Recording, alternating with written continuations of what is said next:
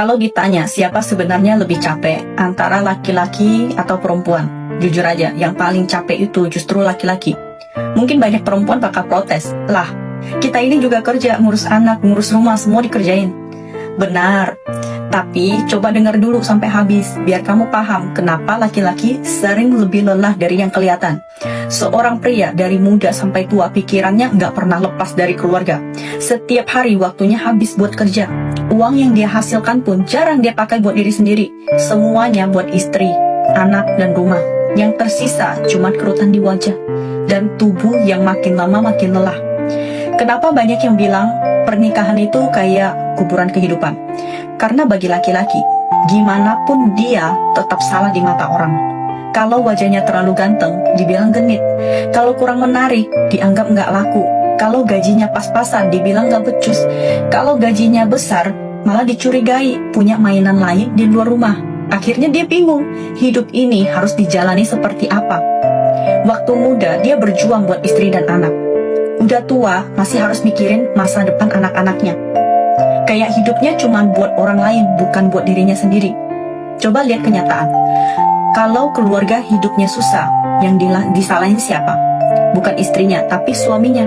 Kurang usaha, nggak punya kemampuan, nggak tanggung jawab. Padahal dia mungkin udah jungkir balik tiap hari.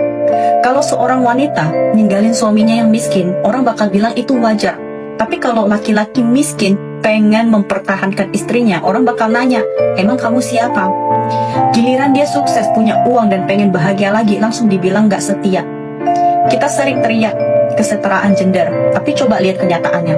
Laki-laki dituntut buat jadi anak yang berbakti, suami yang bisa menafkahi, ayah yang bisa jadi panutan, dan pekerja yang nggak boleh salah langkah sedikit pun. Karena sekali jatuh, yang ikut jatuh bukan cuma dia, tapi seluruh keluarganya. Beda sama perempuan. Kalau dia memutuskan untuk istirahat di rumah, nggak ada yang nyalain. Tapi kalau pria kehilangan pekerjaan, semua mata langsung menghakimi. Makanya banyak pria sekarang pulang kerja bukan langsung ke rumah, mereka duduk dulu di kendaraan, merokok, diam. Karena cuma di situ dia bisa jadi dirinya sendiri, tanpa harus jadi ayah, suami, atau anak. Begitu pintu rumah dibuka, dia langsung kembali jadi sosok yang semua orang bergantung padanya.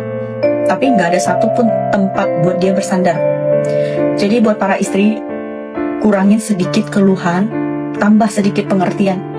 Dia mungkin nggak selalu romantis, tapi dia capek bukan karena nggak cinta, melainkan karena terlalu banyak menanggung semuanya sendirian. Berilah dia sedikit perhatian dan dukungan. Jangan sampai orang yang diam-diam berjuang untuk kamu akhirnya mati rasa dan berhenti peduli.